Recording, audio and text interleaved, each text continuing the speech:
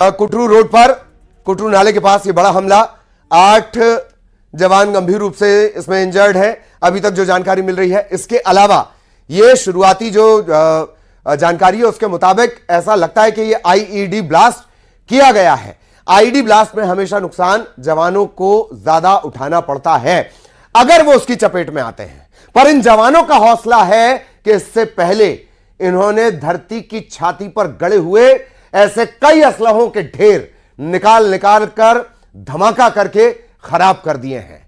नक्सली ये ना सोचें, नक्सली ये कतई ना सोचें कि उन्होंने कोई तीर मार लिया है। अगर 2026 की गाइडलाइन तय है तो उनका जाना भी तय है। मैंने बहुत पहले ही कहा था कि तय कर लीजिए, उंगलियों पर गिनना है या चुटकियों पर गिनना है, इसमें कहीं कोई संशय नहीं, जवानों के मनोबल पर कहीं कोई संशय नहीं। लेकिन अगर कहीं कोई चूक है तो उस पर जाहिरा तौर पर सवाल खड़ा होगा ही होगा। अब लंबे अरसे बाद जैसा हम कह रहे हैं कि यह नुकसान की खबर मिल रही है, 8 जवानों के घायल होने की खबर है, 7 जवानों की शहादत की खबर है।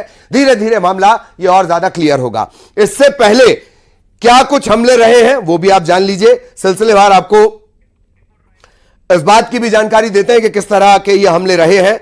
26 अप्रैल 2023 जिसका मैंने जिक्र किया था, दंतेवाड़ा के रनपुर में हमला, 10 जवान शहीद। 3 अप्रैल 2021 छत्तीसगढ़ के बीजापुर सुकमा में 22 जवान शहीद।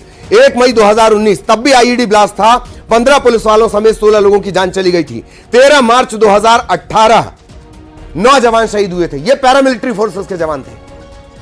और एक लंबा गैप रहा, यह साल माइलस्टोन रहा है एंटी नक्सल ऑपरेशन के हिसाब से। रेड कॉरिडोर को इस देश के नक्शे से खत्म करने के हिसाब से छत्तीसगढ़ ने बहुत बेहतरीन काम किया। और उसके बीच ये अरसे बाद दुखद खबर इस मोर्चे से कि हमारे 7 जवानों की शहादत हुई है। विश्व हमारे साथ जुड़े हुए हैं। विश्व, क्या अपडेट? ललित जी, फिर से जो है एक बड़ा अपडेट सामने आया है। करीब 10 से 12 जवान जो है शहीद होने की खबर जो आ रही है। हम अभी आप तक बता रहे थे कि 7 जवान जो है वो शहीद हुए हैं, कुछ जो है उसमें घायल बताए जा रहे हैं। ऐसा माना जा रहा है कि जिन जवानों की जो स्थिति काफी गंभीर थी वो जो है वो शहीद हो रहे हैं, और करीब 10 से 12 जो जवान हैं उनके शहादत की जो है वो खबरें अब जो है सामने आ रही हैं। तो लगातार जो है बढ़ता जा रहा है। एक बड़ी घटना इसे कहा जा सकता है, क्योंकि काफी समय से जो है वो ऐसा नहीं हुआ है कि जवानों को इतना बड़ा जो है नुकसान हो। लगातार नक्सलियों को ही नुकसान हो रहा था, और अभी तक करीब 1 साल की बात करें तो 220 नक्सली जो है वो मारे जा चुके हैं। लेकिन ये एक बड़ा नुकसान जो है वो होता दिखाई जा रहा है, जहां 10 से 12 जो है वो जवान जो है वो शहादत की जो है वो खबरें आ रही हैं। तो लगातार जो है वो जंगल इलाका जो है वो होने के कारण जो है वो लगातार जो है वो खबरें पुष्ट नहीं हो पा रही हैं। अधिकारी भी जो है अभी कुछ बयान नहीं दे रहे हैं। बस्तर आईजी से हमने बात करने की कोशिश की, लेकिन उनका जो है वो फोन जो है वो लग नहीं पा रहा है। शायद वो भी जो है वो इस स्थिति की जानकारी ले रहे होंगे कि आखिर एक्चुअल में हुआ क्या था और अभी स्थिति क्या है। इसलिए जो है वो कोई आधिकारिक बयान जो है अभी तक नहीं आया है। लेकिन एक बड़ा जो अपडेट आ रहा है कि 10 से 12 जवान जो है वो शहीद हो गए हैं, ऐसी जो है वो खबरें जो है वो फिलहाल आ रही हैं। लेकिन कोई इसकी आधिकारिक पुष्टि नहीं है। हम आपको बता दें कि न्यूज़ 18 इसकी कोई आधिकारिक पुष्टि नहीं करता है, लेकिन हमारे सूत्रों के हवाले से यह खबर है कि करीब 10 से 12 जवान जो है वो इस घटना में शहीद होने की खबरें आ रही हैं। बिल्कुल, मैं आप लगातार हमारे साथ बने रहे। दीपक बैज इस वक्त हमारे साथ जुड़े हैं, पीसीसी के अध्यक्ष भी हैं। दीपक बैज साहब, नक्सल मोर्चे से एक खबर आ रही है, 10 से 12 जवानों की शहादत की खबर आ रही है नक्सल मोर्चे से। जी बिल्कुल बिल्कुल, अभी तो पूरी तरह से अभी स्पष्ट नहीं हुआ है, पुष्टि नहीं हुई है। हाँ, लेकिन ये सच्चाई है कि 10 से 12 जवानों की शहीद होने की खबर आई है। और मैं भी स्वयं बीजापुर जिले के दौरे में हूँ, आज बीजापुर जिले में ही हूँ, और वहीं से अभी निकला हूँ जस्ट मैं अपने जगदलपुर की ओर।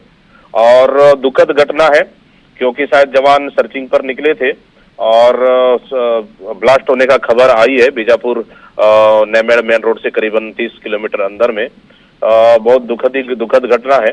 और यह है कि कहाँ चूक हुई, क्या है, मुझे लगता है कि सरकार की ज्यादा ही उत्साहित की वजह से मुझे लगता है कहीं ना कहीं चूक हुआ है।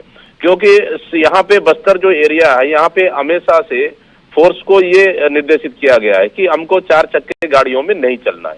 लेकिन उसके बावजूद भी 4 चक्की गाड़ियों में चलना, ब्लास्ट होना, तो मतलब उनके लिए, नक्सलियों के लिए फायदा है। तो कहीं ना कहीं वास्तव में बड़ी घटना है। और सरकार चाहे जितने भी दावा, आपने सही कही है कि अभी ये भी क्लियर करना होगा कि क्या इसमें वजह रही, क्या चूक रही। धन्यवाद वक्त देने के लिए हमें दीपक वैद साहब हमारे साथ जुड़े हुए थे। सांसद कश्यप हमारे साथ इस वक्त जुड़े हुए हैं। कश्यप साहब, नक्सल मोर्चे से दुखद खबर, 10 से 12 जवानों की शहादत की खबर बीजापुर से मिल रही है। जी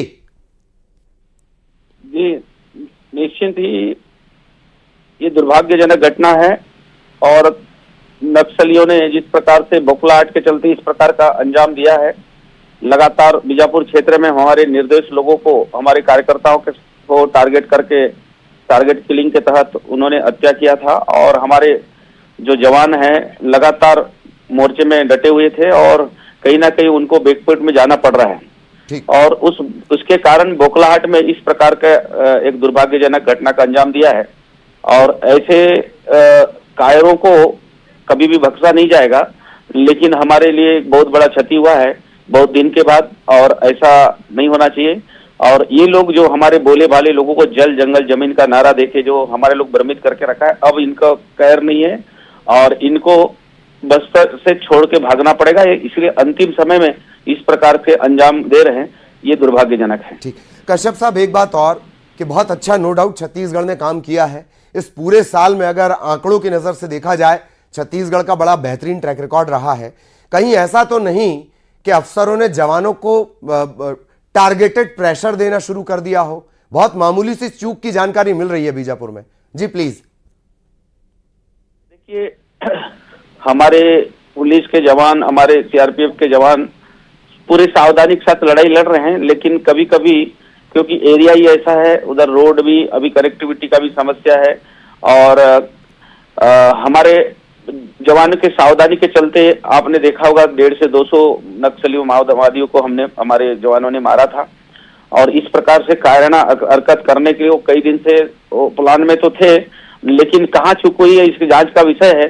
लेकिन ये जो लोग भी ये जो कायरता पूर्ण घटना जो किया है, इसका बदला लिया जाएगा और ये इस प्रकार का कायराना हरकत करना छोड़ दे, अन्यथा इनको तो यहाँ से जाना कदरने से हमारी सरकार संकल्पित है। ठीक, लेकिन कश्यप साहब, हाँ, ये आश्वस्त कश्यप साहब नेटवर्क 18 पर कर रहे हैं कि 2026 और इस देश के नक्शे से रेड कॉरिडोर की पट्टी हट जाएगी, इसमें कहीं कोई संशय नहीं है कश्यप साहब?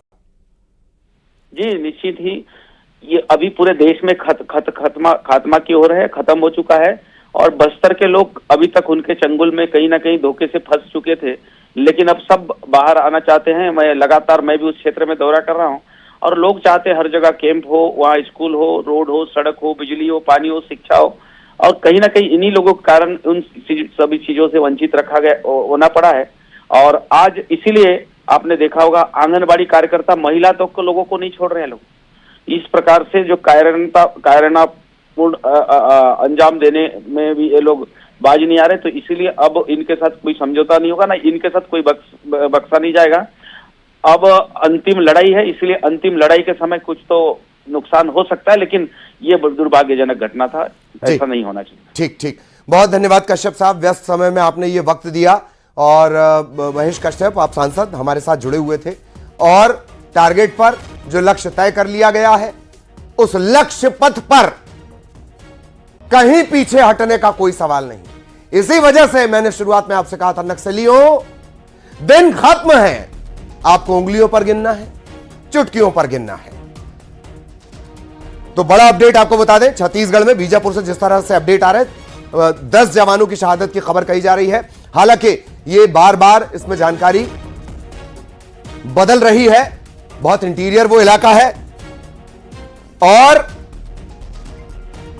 अबूझ महल में ऑपरेशन करके फोर्स वापस लौट रही थी। उस दौरान ये हमला किया गया है।